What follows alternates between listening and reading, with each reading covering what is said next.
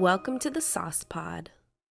Welcome back, you guys, to the Sauce Pod. Lots of stuff to cover this week, and we are keeping in format with what we've been doing previously, which is covering a couple of the big stories happening each week and giving it a little bit more time to dive into it. So on the AI front, one company that has been making some big moves recently is Stability, also known for creating Stable Diffusion, Stability Foundation, I think is one of their other names that they go by, Stable Doodle. And the latest is that they just released SDXL 1.0, which is their version of their latest and greatest open source text to image generation AI model that you can use. And you can actually now access it via Discord, or if you're using Stable Diffusion locally on your hard drive or server, you can access it there as well.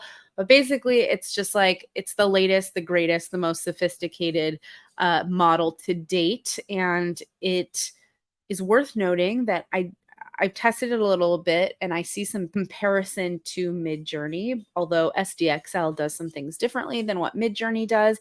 But I would say they could probably compete. Stability AI has been making a lot of investment, doing a lot of research and a lot of development in improving these models and making them more accessible than ever. So if you are in the AI space looking to play around with another generative tool, check out SDXL's latest model. Like I mentioned, there's a few different places that you can access it. You can do it directly through their Discord server, Stable Foundation Discord server. You can play around with it there the same way that you do in MidJourney, or you can access it locally if you install Stable Diffusion in its own right with all the models and everything. So check it out. That's where you'll be able to find it. And let us know how you feel about it too, because there's some fun stuff happening there. In other AI news, the big AI heavy hitters, the Anthropics, Google's, Microsoft's, and OpenAI's of the world are joining forces and launching some sort of a regulatory body that they're calling the Frontier Model Forum.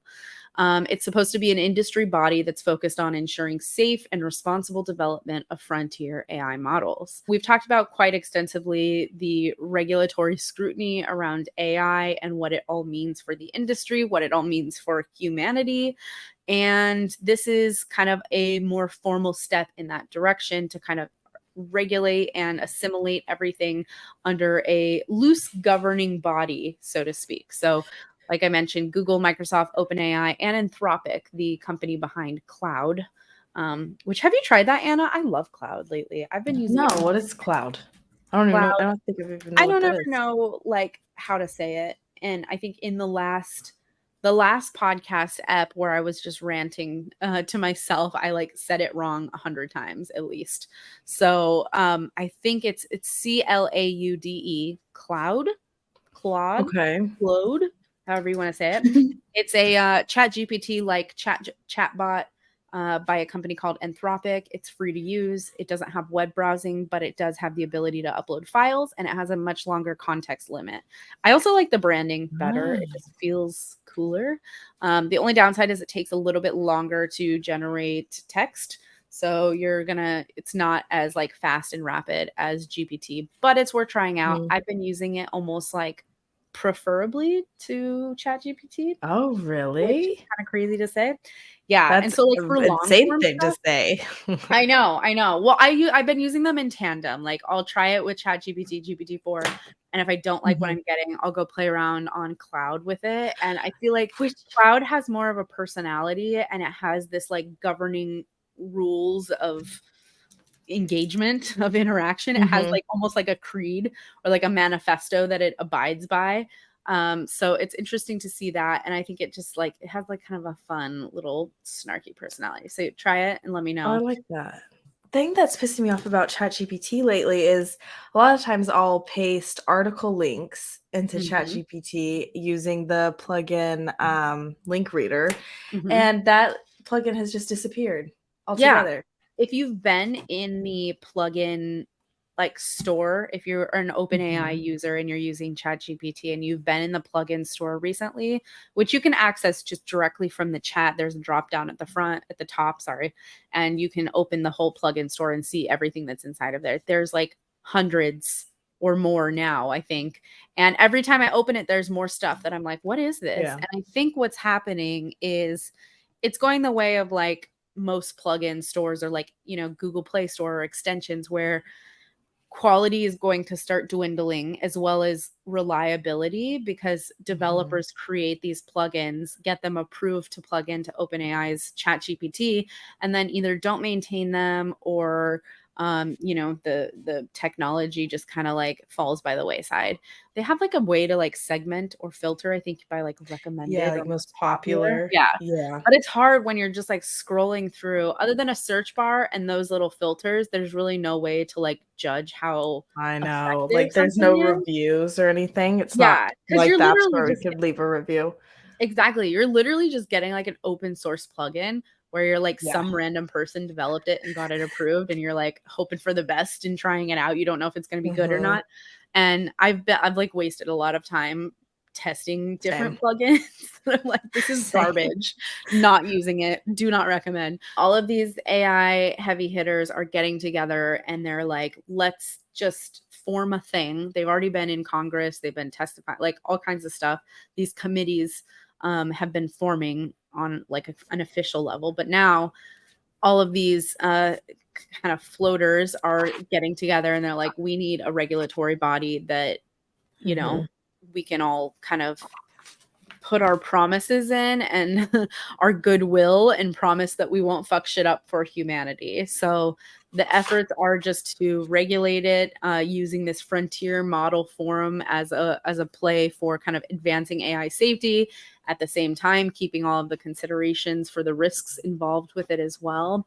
So I think it was just like an interesting move because, like I said, we've been talking so much about regulation. This is like a first step into actually these companies doing something about it, rather than just like writing another open letter. On to social news then. Since the whole Twitter X rebrand extravaganza, whatever you want to call it, we still don't know really what to call the Twitter section.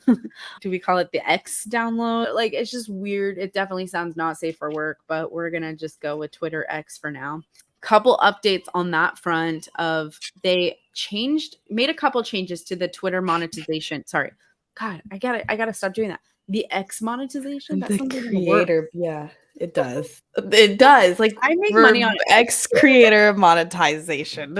Okay. Yeah, like when you say I'm an X creator, you're like, it sounds like you're saying you're a spicy creator, but that's none of my business. So they announced last week that their ad rev share program, remember we talked about how they started paying out creators based on ad revenue, eligible creators. So they've announced that this ad rev share program is now expanding to all eligible creators worldwide.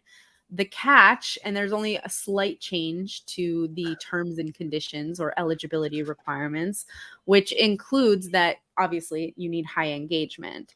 But when they announced this program a couple months ago, they were like, you need 5 million impressions per month for the last 3 months. With this update, which is now program available globally, with this update, creators are eligible now with 15 million impressions over the last 3 months and at least 500 followers, which is like, if you're making 15 million impressions per month, hopefully you have more than 500 followers. Yeah. Yeah, that's the bar. And the idea with it being 15 million over 3 months rather than 5 million per month for 3 months means that you can have an off month. You can have like a month where it hits really high and maybe a month where it hits really low or just doesn't take off as much. Or maybe you're going on vacation and want to enjoy your life. Like you don't want to have to be worried about 5 million impressions per month. So makes it, I guess, a little bit easier. It's easier to qualify for sure. But the downside is that because this ad revenue share program is based on replies, impressions on your replies, for those tweets that you're hitting 15 million impressions for over 3 months, is that like you get a lot more reply pandering where people are kind of baiting their audiences to reply. And that's when it starts to get a little bit like, I don't know, what's the word? It's an ick. for sure when I see the like, what do you think? But like people start to get really like divisive and provocative, and they have hot takes, and because they're trying to boost replies. So if you're seeing a lot of creators on Twitter X and you're like, why are they so spicy lately? It's probably because of this. It's definitely because get they're the looking for replies. those impressions. They are looking for the impressions. They want you to open the post, so that you can see, you know, what people are talking about. And when people post like inflammatory hot takes, of course, everyone wants to like have their opinion. So they're gonna like, I disagree with you. And it just kind of starts toxic shit occasionally. So if you are using this tactic to get your replies so that you can be monetized on Twitter, just keep in mind that, like, you know, maybe some authenticity, some like genuine engagement, not just like get people like riled up, because that's what's happening right now. Also worth noting too that like the ad rev pool is only so big. So of course these changes are enticing a lot more creators to join the fold and be like, I want a piece of this. And math, economics, when you have more people sharing from one pool of money, it means less money goes around per person. So naturally we can expect that the pool of ad revenue will decrease as more and more creators get on board. Remember TikTok had this experience it was like a month ago where they like had to like change the requirements or something because there were too many creators and just like not enough revenue to go around. All of which is to say that like people are hanging out on X, on Twitter, hoping that it makes them monies. If it's making you monies, I want to know about it. I want to know your story. So get at us. Last thing on the X front before we go over to you, Anna, and dive into like threads and what's going on with TikTok. Have you heard about this whole X sign situation, I should call it? I meant to send it to you, but I saw a TikTok, and it was at the point of when this neon, like, huge X sign, you saw the recording, was just flickering, and like it wasn't just a solid light. It was just someone's like, oh, you know, this is right outside. We're talking like millions of wattages shining into your apartment. Like, can you imagine? No, I would not be okay with it. No, not at all. So make a long story short, when Elon abruptly announced the rebrand to X, he literally that same day he drove his like he ordered some trucks to come in and just like dismantle the existing Twitter sign. No permits. Which I love in the video. There's still a Twitter sign up. There's a video that we have linked. It's like half there. Yeah, there's like somebody in the little in the little machine like trying to take it down. Somebody's like trying to take it down. He like must have told people like, I don't give a fuck if we don't have permits. I don't care about any of that shit. Get your asses out there. Get a cherry picker or whatever you have to get and dismantle that shit. I don't care what it takes. And I'm sure his people were like, Mr. Musk, but we don't have like we can't just like stop traffic in the middle of San Francisco downtown and like take down, like, this is it requires manpower. So they did it, and they ended up like blocking off the entire street, and like traffic was horrible. It was like a whole mess. The police showed up. They were like, you can't do this, like, you can't just go around it. And I guess I don't know if there was like some smooth talking that happened or what, but they kind of were like, okay, finish your business and get out of here. And I don't think they even managed to get the entire sign taken down because it was stopped. So then with all of that going on, Elon Musk is like, let's get the new X sign up. Like, this is priority. We've got this fabulous sign. So bad. Let's put it on top of the building. Everyone will know that we're X now. Fine. So he installs this sign. Again, no permits or anything like that. And it's super gaudy. It's like has this like light on a timer, or had, I should say, because it no longer exists. Had a extremely bright light on like the timer. I don't even know how many watts it was, but it looked extremely bright because the poor people of Twitter were tweeting like, this would be horrible to live directly across from this, because every few hours it would light up and like like, what if you get a seizure? Can you sue Elon for the seizure? Right? This light? I mean, this thing is like a 20-foot sign, dude. It's not just like a small little like neon sign hanging out in a bar window. Like this is a massive, it needed scaffoldings to be constructed.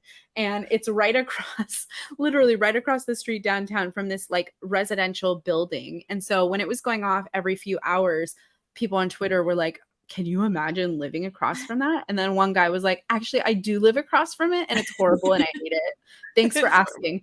And he tweeted a video of like what it looks like going off and his whole apartment's like lighting up. It was just awful. Apparently they got like 27 or 28 like ordinance complaints like from it.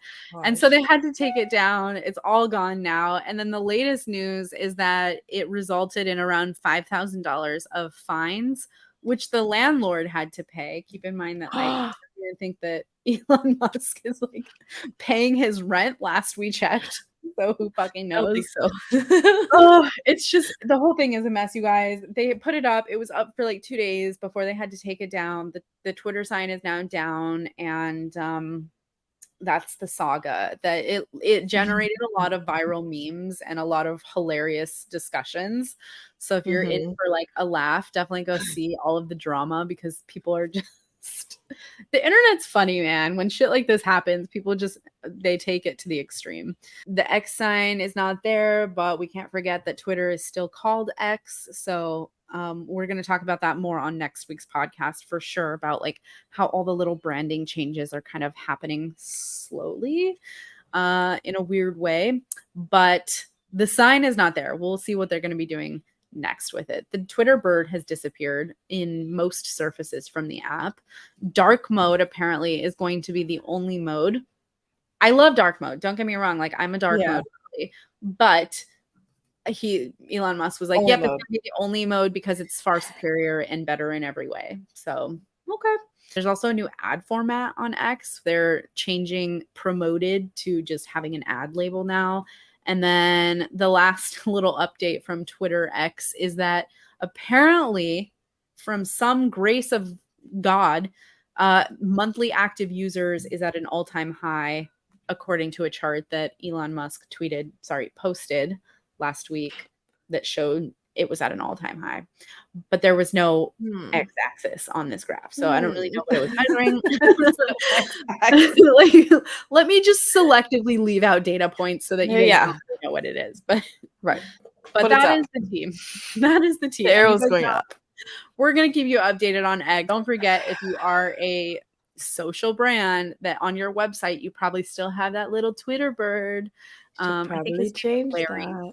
Yeah, so if you have Larry still as an icon, I still have to change ours. I feel like nobody really knows what's happening until, you know, the media starts finally picking it up. I was expecting like Elon to be like, JK, gotta go back to the bird for a bit. I decided that I didn't like the X. Like, well, you know what? Like after Dogecoin and that whole fiasco, nothing surprises me with this app anymore. If tomorrow he was like, hey guys, we're a food delivery app now, and that's all.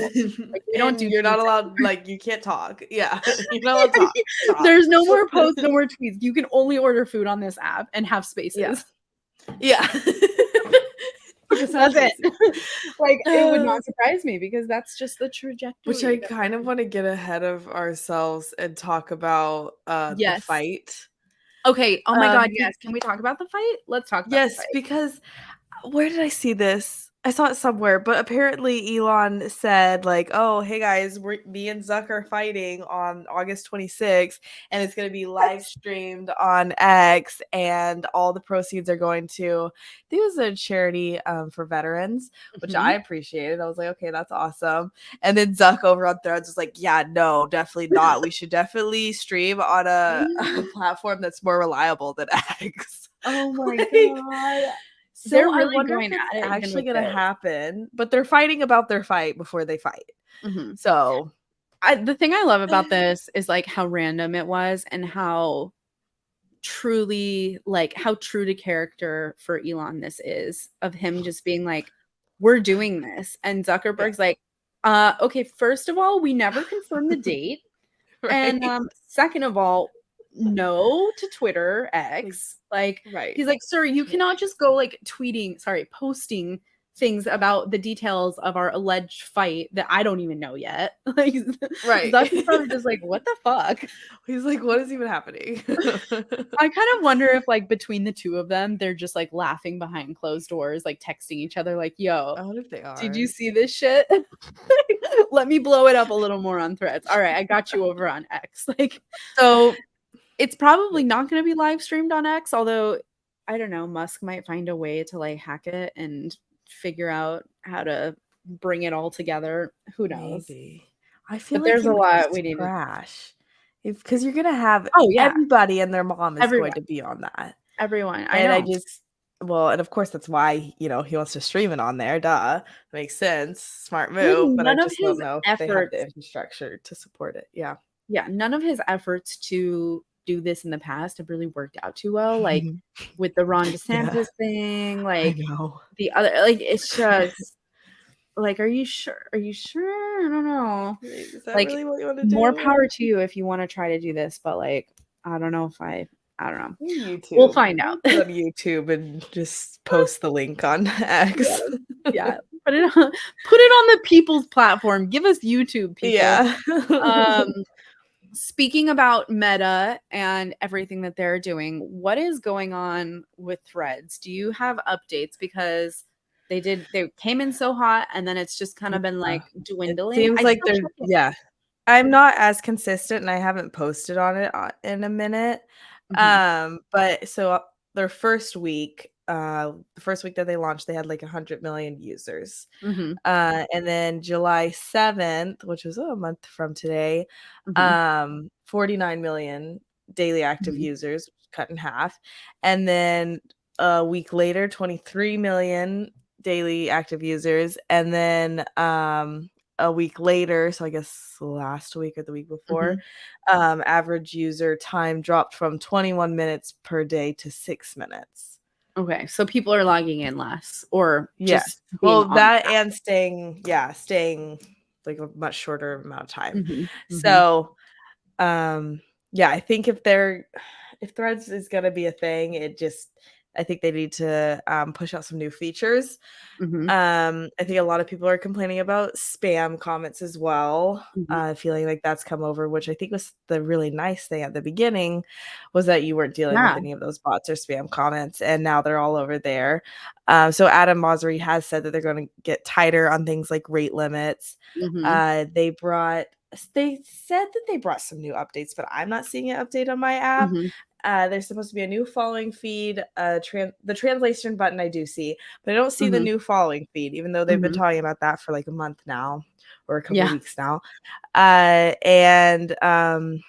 mean, there's still not like a direct messaging, and the search function, at least to my knowledge, you're only able to search for users, not like keywords, not content. Yeah, exactly. So Zuckerberg actually posted on Threads. He threaded like this week, despite the decrease, at least he's acknowledging it, like despite the decrease in like active users, he's really focused on nurturing like the core base of the audience or the users that are there right now. Like so from my understanding, it sounds like there is a core community of users and people who are giving valuable insight, content, and feedback to Threads that is, they're probably building more and more features around.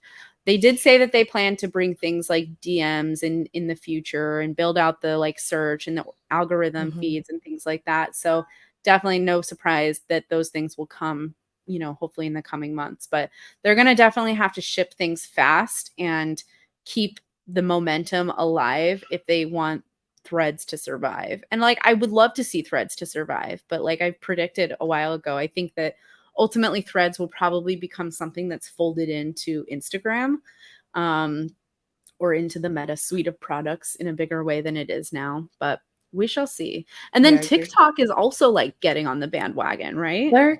It's almost, everyone copies TikTok, and then once in a while TikTok will like copy a different platform, and it just makes me laugh. It just makes me laugh.